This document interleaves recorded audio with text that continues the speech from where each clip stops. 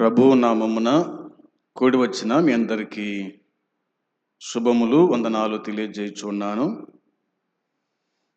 దేవుని గ్రంథమైన బైబిల్లో దేవుణ్ణి అంగీకరించిన వారు పాత నిబంధన గ్రంథములో కూడా ఉన్నారు, క్రొత్త నిబంధన గ్రంథములో కూడా ఉన్నారు. దేవుణ్ణి అంగీకరించిన వారు, దేవుణ్ణి అంగీకరించిన వారు. రాజుల మొదటి గ్రంథము 17వ అధ్యాయము. ఒక్కరే చదవండి. రాజుల మొదటి గ్రంథము 17వ అధ్యాయము 24వ వచనం. 24వ వచనం. ఆ స్త్రీ ఏలియాతో, నీవు దైవజనుడవై ఉన్నావనియు నీవు పలుకుచున్న యెహోవా మాట నిజమనియు ఎందుచేత నేనెరుగుదును అనెను. ప్రార్థన. ప్రేమగల తండ్రి, పరిశుద్ధుడవైన దేవా, నీ పాదములకు వందనాలు, స్తోత్రములు, కృతజ్ఞతలు, స్తుతులు చెల్లించుకుంటున్నాము. కనికర సంపన్నుడా, కృపచూపే దేవా, నిన్న నేడు ఏకరీతిగా ఉండి కాపాడుచున్న పరలోకపు తండ్రి, నీకు వందనాలు. మరొక నూతన దినము మీరు మాకు అనుగ్రహించినందుకై కృతజ్ఞతలు, స్తుతులు చెల్లించుకుంటున్నాము. చేరవచ్చిన వారిని దీవించి ఆశీర్వదించండి. పాటలు పాడిన వారిని దీవించండి, ఆశీర్వదించండి. వాక్యం చదువుకొని ఉండగా వాటిని దీవించండి. చదవబోయే లేఖన భాగాలు దీవించి ఆశీర్వదించండి. మీరే మాట్లాడుమని, మీరు మాట్లాడితే మాకు దిద్దుబాటు, ఆదరణ, మేలు, క్షేమం జరుగుతున్న సంగతి జ్ఞాపకం చేసుకుంటూ, దినదాసుని కూడా మరుగుపరిచి మాట్లాడుమని యేసయ్య పరిశుద్ధమైన నామమున స్తోత్రములు చెల్లించి, స్తుతించి, ప్రార్థించి, అడిగి వేడుకుంటున్నాము తండ్రి. ఆమేన్. ఇక్కడ పలుకుచున్న మాట, ఇక్కడ పలుకుచున్న మాట మనిషి మాట కాదు, అది దేవుని మాట. దేవుని మాట కాబట్టి మనమందరం కూడా అంగీకరించాల్సిందే. నేను అంగీకరించను అంటే అది నీ కర్మ, దానికి మనం ఏమీ చేయలేం. కాబట్టి సునేమి పట్టణస్థురాలైనటువంటి ఆ స్త్రీ పలుకుతున్న మాట మనం ఇందులో ఎరుగుదుము కదా. నీవు దైవజనుడవై ఉన్నావనియు నీవు పలుకుచున్న యెహోవా మాట నిజమనియు ఇందుచేత నేనెరుగుదును అనెను అనే మాట రాయబడింది. ఏలియాను దేవుడు సునేమి పట్టణానికి పంపినట్టుగా మనం చూస్తాం. అక్కడ కొంతకాలము ఉన్నాడు విధవరాలి యొద్ద. ఆ విధవరాలి గుడిక కుమారుడు ఉన్నట్టుగా మనకు కనిపిస్తుంది. అవునా? మొదటిగా 15వ వచనం మనం చూస్తే, 15వ వచనంలో రాయబడిన మాట, ఇశ్రాయేలుల దేవుడైన యెహోవా సెలవిచ్చి ఉన్నాడు అనెను. అంతటా ఆమె వెళ్ళి ఏలియా చెప్పిన మాట చొప్పున చేయగా అతడును ఆమెయు ఆమె ఇంటివారు అనేక దినములు భోజనము చేయుచు వచ్చిరి అన్నమాట ఉంది కదా. ఆమెయు ఆమె ఇంటివారును అనేక దినములు భోజనము చేయుచు వచ్చిరి. దేవుడు చెప్పినటువంటి మాట ఏలియా విధవరాలికి చెప్పినాడు. ఆమె చెప్పింది ఏమిటంటే, తొట్టిలో పట్టెడు పిండి, బుడ్డిలో కొంచెం నూనె మాత్రం ఉంది, మేము ఈ పూట చేసుకొని తిని చచ్చిపోదాం అనుకున్నాము అని ఆమె చెప్పింది. ఆమె నిజమే చెప్పింది, ఆమె అబద్ధమేమీ చెప్పలేదు. ఏలియా కూడా నిజమే చెప్పినాడు. నాకు దేవుడు చెప్పినాడు ఇట్లా, అవునా, ఇశ్రాయేలుల దేవుడని యెహోవా సెలవిచ్చి ఉన్నాడు. అవునా? సెలవిచ్చింది ఎవరంట? ఇశ్రాయేలీయుల దేవుడైన యెహోవా సెలవిచ్చినాడు, నువ్వు చెప్పినట్టు చెయ్యి అని అన్నాడు. వినండి బాగా. ఒక పేద విధవరాలి అవసరతలను, దురవస్థను దేవుడు పట్టించుకోకుండా ఉండడు. దేవుడు పట్టించుకుంటాడు. ఎవరిని పట్టించుకుంటాడు దేవుడు అంటే పేదలను పట్టించుకుంటాడు. పేదలను పట్టించుకుంటాడు. ధనవంతులను కూడా పట్టించుకుంటాడు. తల్లిదండ్రులు లేని పిల్లలను పట్టించుకుంటాడు.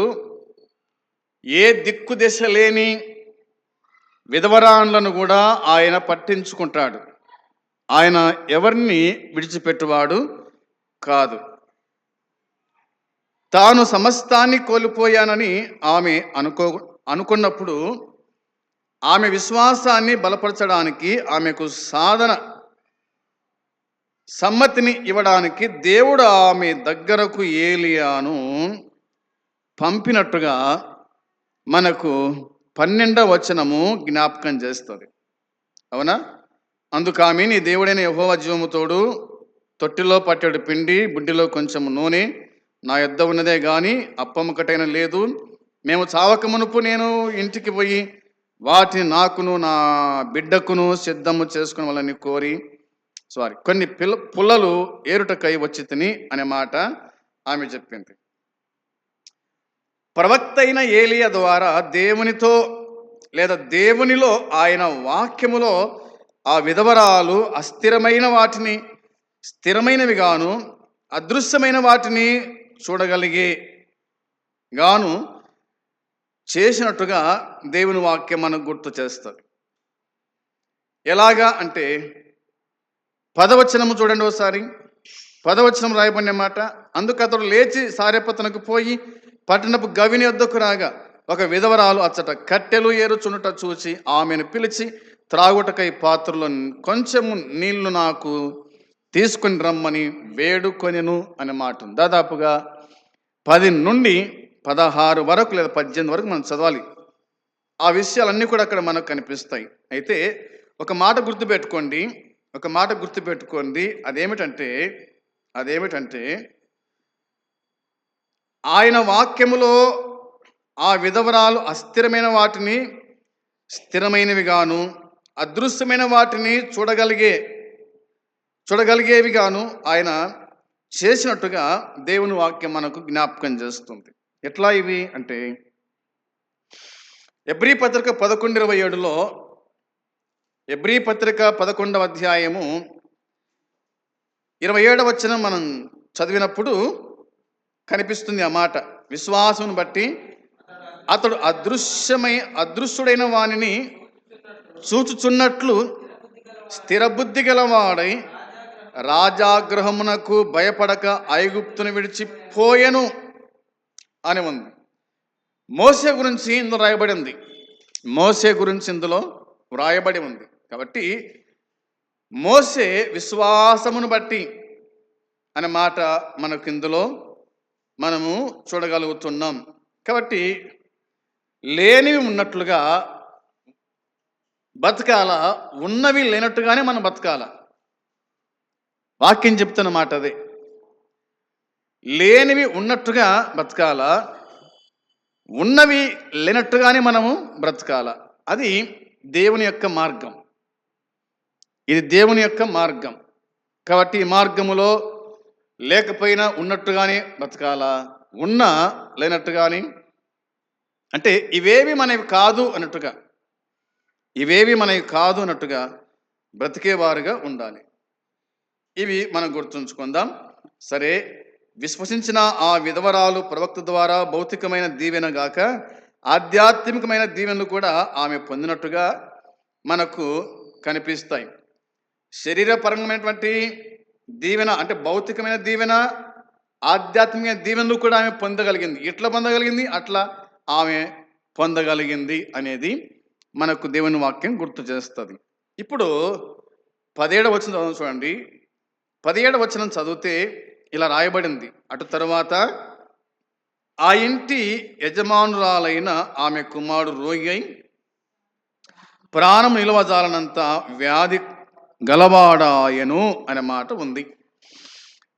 ఇప్పుడు దేవుని ప్రవక్తకు ఆమె మేలు చేసింది.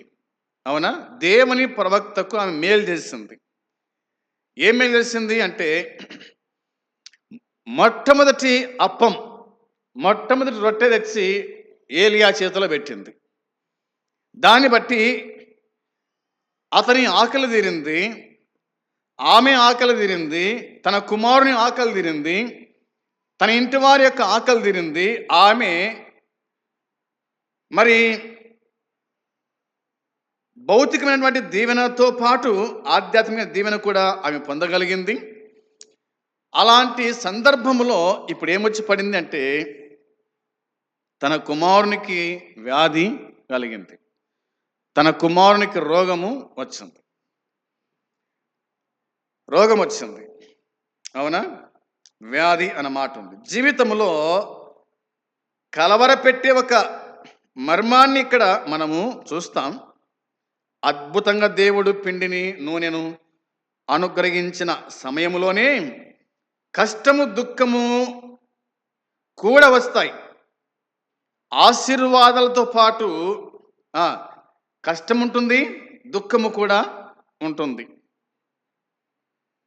దేవుడు పిండిని ఆశీర్వదించాడు, నూనెను ఆశీర్వదించినాడు, చాలా కాలం బతికినారు. అయితే దాంతోపాటు ఏమొచ్చిందంట? కష్టము దుఃఖము కూడా వచ్చినాయి. దేవుడి చిత్త ప్రకారము నడుస్తున్న వారికి, ఆయన పనిలో సురుగ్గా పాల్గొంటున్న వారికి కొన్నిసార్లు అనారోగ్యము లేక అంతకంటే గొప్ప విషాద సంఘటనలు జరగవచ్చు అని బైబిల్ పండితులు తెలియజేసినారు. దేవుని పని చేసేటువంటి కుటుంబాలలో, దేవుని పిల్లలకు పరిచర్యేటువంటి కుటుంబాలలో, దేవుని సేవలో ఉన్నవారి కుటుంబాలలో ఇలాంటివి జరగవచ్చు. అవునా? అనారోగ్యము రావచ్చు, రోగము రావచ్చు, మరణం కూడా రావచ్చు. దీనికి మనమేం ఆశ్చర్యపోవాల్సిన అవసరం లేదు. ఎందుకంటే లేదా ఇలా చెప్పుకోవచ్చునేమో, మేము దేవునికి సహాయపడుతున్నాం, మేము దేవుని పని చేస్తూ ఉన్నాం, మేము దేవునికి ఇవ్వాల్సిన ఇస్తూ ఉన్నాం, మేము సంఘాన్ని చూసుకుంటూ ఉన్నాం, అన్ని విధాలుగా మేము పనిచేస్తున్నాం, మాకెందుకు ఈ రోగాలు, మాకెందుకు ఈ అనారోగ్యము, మా ఇంట్లోనే ఈ మరణము అంటే రావచ్చు. ఇది శరీరం. అవునా? జీవితంలో మనిషి జీవితంలో చెప్పకుండా వచ్చేటి మూడు ఉన్నాయి. మనిషి జీవితం చెప్పకుండా వచ్చేటి మూడు ఉన్నాయి. ఒకటి, ముసలితనం చెప్పకుండానే వచ్చేది. రాదా? ముసలితనము చెప్పకుండానే వచ్చేది. రెండవదిగా రోగాలు చెప్పొస్తే చెప్పకుండా వచ్చాయా? జ్వరం కానీ, దగ్గువర్షం కానీ, గుండె జబ్బులు కానీ, కిడ్నీ సమస్యలు కానీ, అదేదైనా కానీ చెప్పొస్తాయి, చెప్పకుండా వస్తాయా? చెప్పకుండానే వస్తాయి. మూడవది, మరణం కూడా చెప్పకుండానే వస్తుంది. ముసలితనము చెప్పకుండా వస్తుంది, రోగాలు చెప్పకుండా వస్తాయి, మరణం కూడా చెప్పకుండానే వస్తాయి. ఈ మూడు ఏ మనిషికి చెప్పవు, అవి గ్యారెంటీ. దేవుని పని విషయంలో ఉన్నటువంటి సేవకులకు రోగాలు రావా అంటే వస్తాయి. అవునా? దేవుని సేవలో ఉన్నటువంటి విశ్వాసులకు రోగాలు రావంటే వస్తాయి, మరణం రాదంటే వస్తుంది. ఇవి ఖాయం. జననము, మరణము ఇవన్నీ కూడా ఖాయం. ఒకవేళ పరిచయం నేను రేపు వస్తానంటే మనం ఈరోజే ఏం చేస్తాము? సిద్ధపడతాం. అవునా? ముసలి ప్రాయం నీకు వస్తుందంటే దాన్ని మనము ఆపలేం. అవునా? ఎందుకంటే జననము, యవనము, ముసలి ప్రాయం ఇవి రావాల్సింది ఖచ్చితంగా. నేను ఇట్ని యవనంగా ఉంటా అంటే కుదరదు. నేను వెంటనే బాల్యంలో ఉంటానంటే కుదరదు, అవునా? కానీ ఇవి ఇవి సృష్టి యొక్క క్రమం అంతే, అవి జరుగుతూనే ఉండాల్సిందే. మనుషులు పుట్టాలా, మనుషులు సావాల్సిందే. సావకపోతే కనుక ఈ భూలోకము ఏది కూడా పట్టచాలదు. కాబట్టి ఆ ఇంటిలో కుమారునికి రోగం వచ్చింది, అతడు మరణించినాడన్న మాట కనిపిస్తుంది కదా. వచ్చిన 18 చూడండి. 17 వచనంలో మరి ప్రాణము నిల్వజాలంత వ్యాధి కలవాడాయను. ఆమె ఏలియాతో ఇట్లా చెప్పింది, దైవజనుడా, నా యొద్దకు నీవు రానుద్దేశమేమి? నా పాపమును నాకు జ్ఞాపకము చేసి నా కుమారుని చంపుటకై నా యొద్దకు వచ్చితివా అని మనవి చేయగా అనే మాట కనిపిస్తుంది. అంటే కుమారుడు ఏమైనాడు? ఇప్పుడు చనిపోయినాడు, అవునా? దైవజనుడు రాగానే ఆమె యొక్క పాపమును, లేదా ఆమె యొక్క పాపము ఆమె గుర్తుకొచ్చింది. నేను పాపాత్మురాలను, అవునా? దేవుని సన్నిధిలో గుర్తుకు రావాల్సింది ఏమిటంటే మన పాపం మనం గుర్తుకు రావాలా. తర్వాత పాపాన్ని విడిచిపెట్టాలంటే పాపం గుర్తుకు రావాలా. ఆమె చెప్పిన మాట అదే కదా.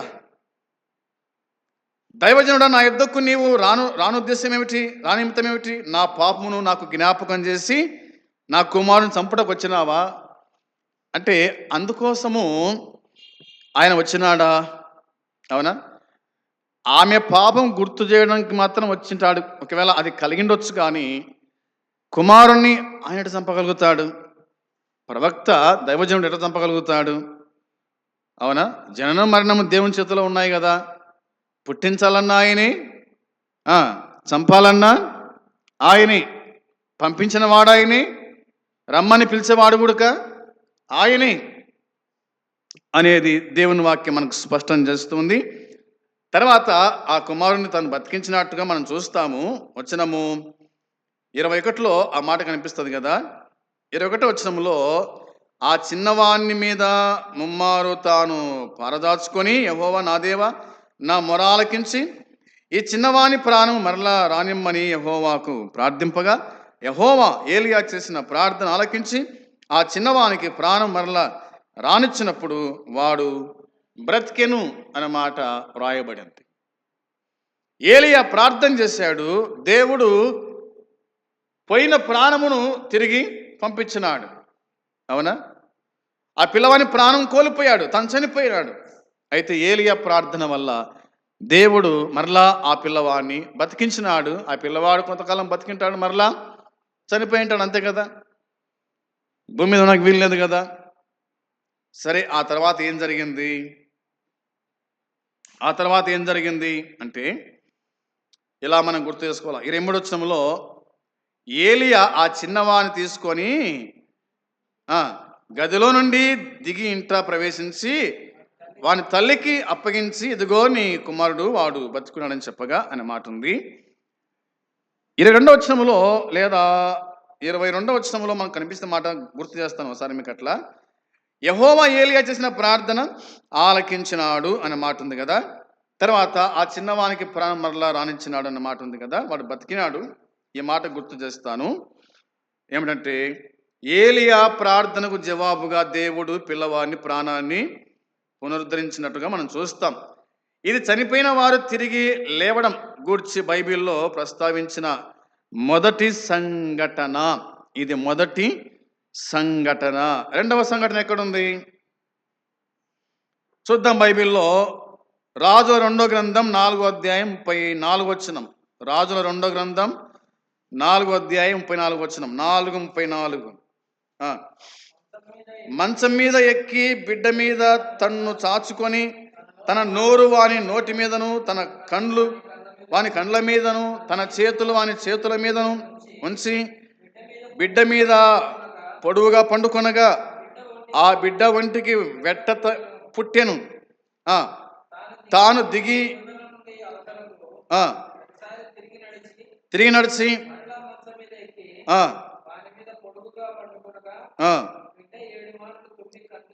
కండ్లు తెరిచెను అనే మాట ఉంది. అక్కడ ఏలియా బతికించినాడు, ఇక్కడ ఏలీషా గుడుక బ్రతికించినట్టుగా మనం చూస్తూ ఉన్నాం.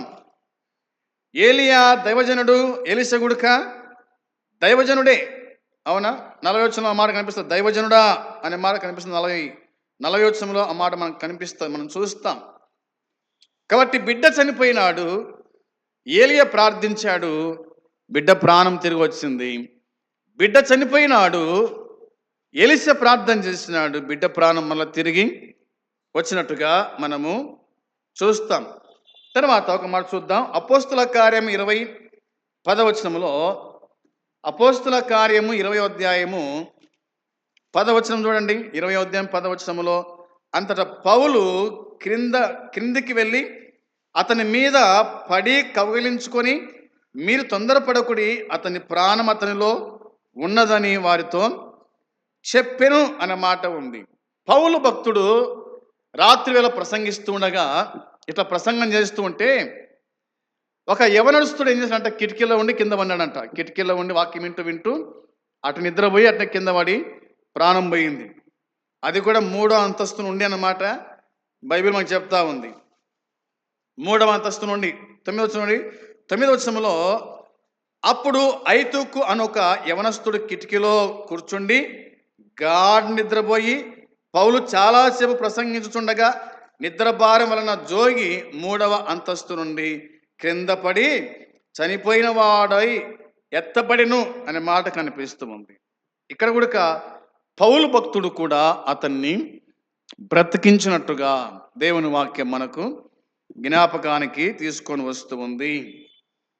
తర్వాత మనము జ్ఞాపకం చేసుకున్నప్పుడు వచనం 17లో ఇలా రాయబడింది కదా, రాజుల మొదటి గ్రంథం 17వ అధ్యాయం 17వ వచనంలో, అటు తర్వాత ఆ ఇంటి యజమానురాలైన ఆమె కుమారుడు రోగి అయి ప్రాణము నిలవజాలనంత వ్యాధి గలవాడాయను అనే మాట ఉంది. కాబట్టి ఈ 17వ అధ్యాయంలో పేర్కొన్నటువంటి 3 అద్భుతాలు, దేవుని మహిమను, ప్రేమను, మరి ఆయన ప్రత్యక్షతను, ఆయన యొక్క ప్రేమను ఇవి తెలియజేస్తున్నాయి అనే సంగతి మనము గుర్తుంచుకునేవారుగా ఉండాలి. ఆయన సంకల్ప ప్రకారము పిలువబడిన వారి విషయం పరిస్థితుల్లో వారి పక్షంగా దేవుని శక్తి, ప్రేమలు సురుగ్గా పనిచేస్తాయని ఏలియాకు ఆ స్త్రీకి రుజువు చేసినట్టుగా దేవుని వాక్యంలో మనము చూస్తాం. ఇవన్నీ కూడా మన మేలు కోసమే అనేది అర్థం చేసుకోవాలా. అవునా? రోమపత్రిక 8:28 రోమపత్రిక 8వ అధ్యాయము 28వ వచనం మనం చూడగా 8:28 దేవుని ప్రేమించు వారికి అనగా ఆయన సంకల్పము చొప్పున పిలువబడిన వారికి మేలు కలుగుటకై సమస్తమును సమకూడి జరుగుతున్నవని ఎరుగుదుము అనే మాట ఉంది. అది ఏదైనా కావచ్చు, మేలైనా కీడైనా దేనికోసమంట, మేలైన కీడైన దేనికోసం అంటే ఇది దేవుని సంకల్పం. అనగా దేవుని ప్రేమించు వారికి, ఆయన సంకల్పం చొప్పున పిలువబడిన వారికి మేలు కలుగుటకై సమస్తము సమకూడి జరుగుచున్నవని ఎరుగుదుము అనే మాట ఉంది. మనం ఈ జీవితంలో శ్రమానుభవము వలన వచ్చినప్పుడు ఆ వాక్య భాగము దేవుని పిల్లలకు ఎంతో ధైర్యాన్ని ఇస్తూ ఉంది అనేటువంటిది మనము గుర్తుంచుకునే వారుగా ఉండాలి.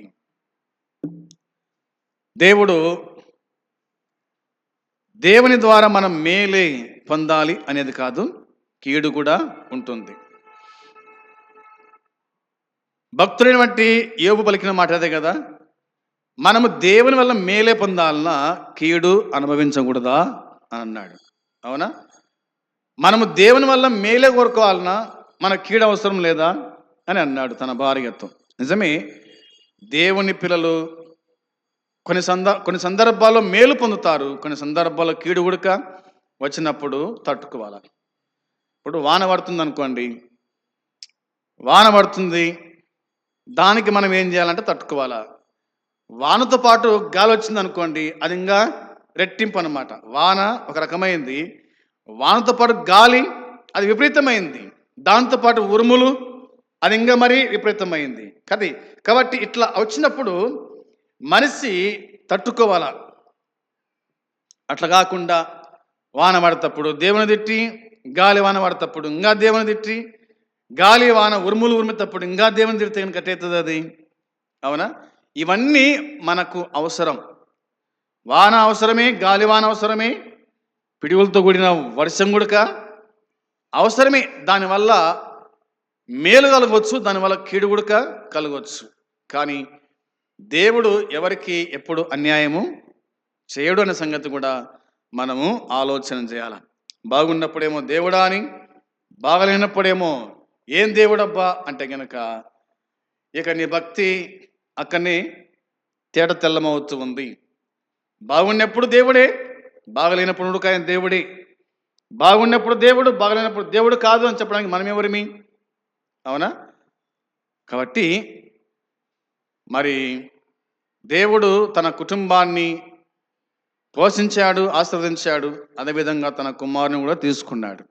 అయితే దేవుడు తన మహాకృపను బట్టి మరి ఏలియా చేసిన ప్రార్థన ద్వారా ఆ కుమారుణ్ణి ఆయన బతికించిన తర్వాత ఆమె పలికిన మాట ఏమిటంటే 24 వచనం చూసి ముగిద్దాం. ఆ స్త్రీ ఏలియాతో అంటా ఉంది, నీవు దైవజనుడవై ఉన్నావనియు నీవు పలుకుచున్న యెహోవా మాట నిజమనియు ఇందును గూర్చి ఇందుచేత నేను ఎరుగుదును అనే మాట. అవునా? నిజమే, నువ్వు దైవజనుడవు అనే మాట పలికింది ఆమె. తర్వాత నీవు పలుకుచున్న మాట యెహోవా మాట. అవునా? ఇది నిజం. నువ్వు పలుకుచున్న మాట యెహోవా మాటని పలుకుతా ఉన్నావు.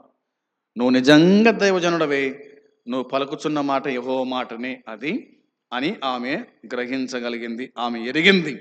అదే కోణములో మనము కూడా ఇలాగనే ఉండాలి. దేవుడు మాట్లాడినప్పుడు ఇది దేవుని మాట, ఇది నిజము, ఈ మాటకు నేను లోబడుతున్నాను, ఈ మాట నాకు అవసరము, నేను సరిదిద్దుకోవడానికి, నేను సరిచేసుకోవడానికి, ప్రభువులు ఇంకా బలపడడానికి ఈ మాట నాకు అవసరము అనేటువంటి వాళ్ళు దేవుణ్ణి స్తుతించగలుగుతారు అనేది మనము గుర్తుంచుకొని మరి ప్రభు మనకు చేసినటువంటి మేలు కీడుల్లో కూడా మనము ఆనందిస్తూ సంతోషించు వారమై ఉండాలని వాక్యం చెబుతుంది. ఆ విధంగా ఉండడానికి ప్రభు మనకు సహాయం చేయునుగాక. ఆమేన్. ప్రార్థన. ప్రేమగల తండ్రి, మీ కొందనాలు స్తోత్రం స్తుతులు చెల్లించుకుంటున్నాం. మీరు అందించిన లేఖన సత్యం దీవించి ఆశీర్వదించండి. చేరవచ్చిన వారు విని గ్రహించి ఆ ప్రకారంగా జీవించినట్లుగా నీ కృప మెండుగా అనుగ్రహించి దయపాలించమని మీకు అప్పగించుకుంటూ యేసయ్య పరిశుద్ధమైన నామమున ప్రార్థించి అడిగి స్తుతించి వేడుకుంటున్నాము తండ్రి. ఆమేన్. పరలోకమందున తండ్రి ప్రేమ, మన ప్రభు అయిన యేసుక్రీస్తు కృప, పరిశుద్ధాత్మ సన్నిధి సహవాసం చేరవచ్చిన మనకు సకల పరిశుద్ధులకు ఇప్పుడు ఎల్లప్పుడు సదాకాలము తోడై ఉండునుగాక. ఆమేన్. అందరికీ వందనాలు.